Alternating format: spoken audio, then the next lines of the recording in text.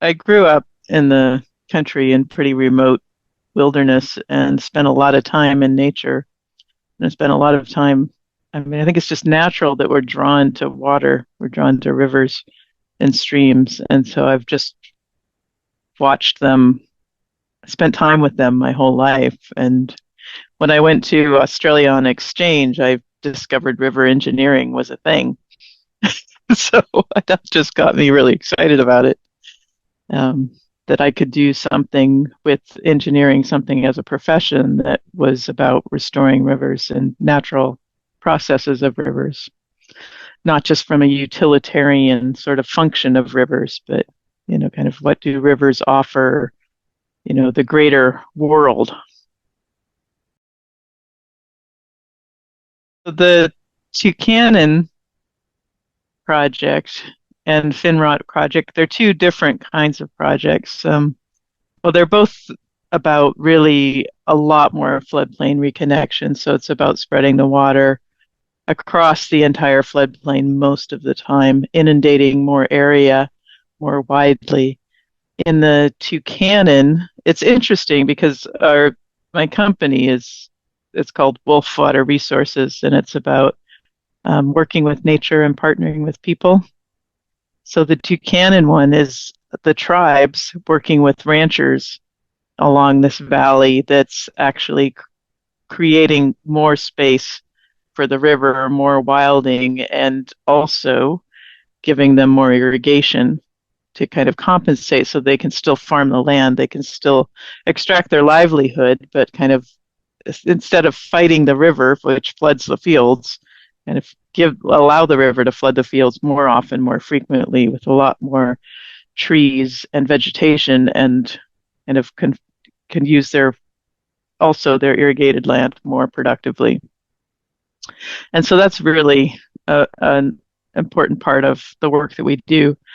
And Finrock has been a recreational river, so there's a lot of people that have cabins along the river, and it's a place where people go rafting and fishing, and recently you'll see in those photos that there were wildfires through there, so a lot of those homes burned down, and in areas of that river that were restored where the floodplain was reconnected, the fire just stopped when it hit the floodplain. And in areas where it was more confined, it would go all the way down to the water and jump to the other side and keep going. And so actually the next project for Finrock is mitigation for wildfires. So it's being paid for by the electrical companies to kind of, because that's where some of the fires really start in these dry conditions, is to try and make the whole kind of forest land more resilient.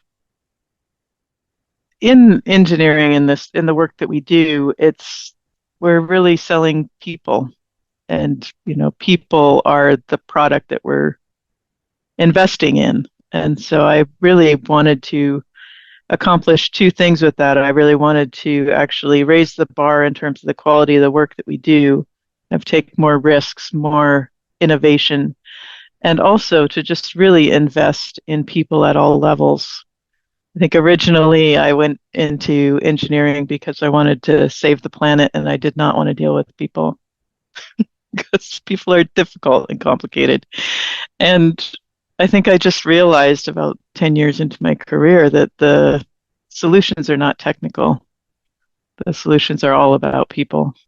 And so the company is just built with, acknowledging that up front, acknowledging that we're not just providing technical solutions and writing reports, but we're engaging with people on solutions that work with them. So it's more collaborative from the beginning.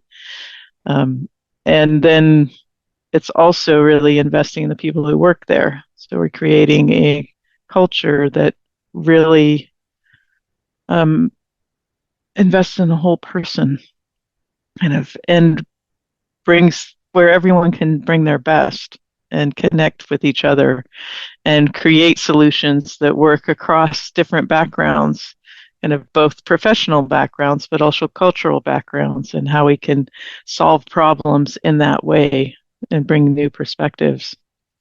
And so it's really exciting. It's much more rewarding then I'm just often amazed at, people who go to work and kind of endure an 8-hour day, 40 hours a week, and not on their own, really. And there are some people, some partners that we work with that are in those situations, but we also kind of create opportunities where we can support, our clients or our partners and agencies who are trying to create change in the world. I was talking to Vidyamala at lunch today about, the American election, which is happening, I think, today.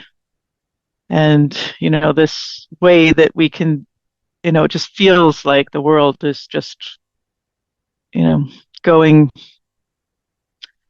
and the suffering is increasing, the polarization is increasing.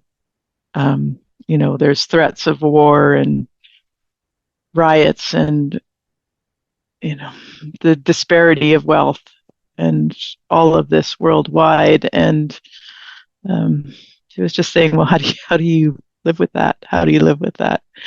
Grappling with that. And I just feel like, it always has been, in a sense, it always will be. Sometimes it's closer, sometimes it's further away, but it's always there. And that if we can, I've worked for 10 years. I did have a little bit of a crisis in my work where, I'd restored miles and miles of rivers and acres of wetlands. And at the same time, while I was doing that, more and more were being developed and destroyed. So it might be 10 times was kind of lost while I'd been trying to restore this little bit. And it can be very despairing, but it's in the work that we do. It's actually just doing it, anything we can, everything we can, and connecting with others that are working in that positive way. It's, yeah, it might, there may be a nuclear war. It may all go disappear. The salmon may still go extinct even after spending, decades of my life trying to create salmon habitat. And yet doing that work on a daily basis with people who care about it is the most rewarding life I can have.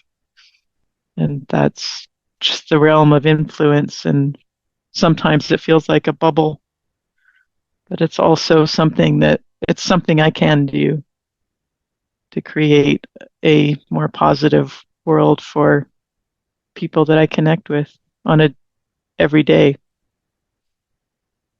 And so that is what makes it a joy.